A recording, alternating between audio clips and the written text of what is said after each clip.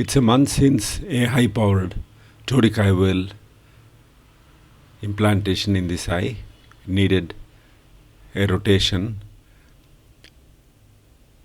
The intended location of the axis was marked with a 27 gauge cannula.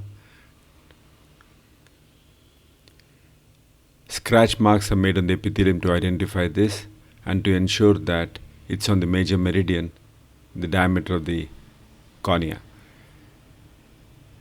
It confirms that the location of points are okay, and at a point which is ergonomically suited to rotate the lens, an entry is made into the anterior chamber of the side port blade, lignocaine followed by fluid air exchange. AC is neither deep nor shallow, so that there is no resistance to the rotation by capsular bag. The IOL refuses to rotate because of the additions.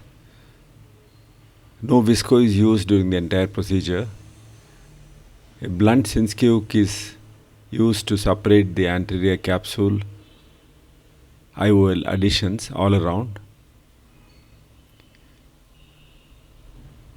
The separation of the haptic from the capsular bag was not very difficult. Note that this is the most important tip, that IOL is not pushed towards the equator, but it's pulled away from the equator when the rotation actually happens.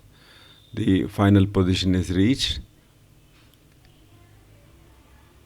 Air is aspirated out.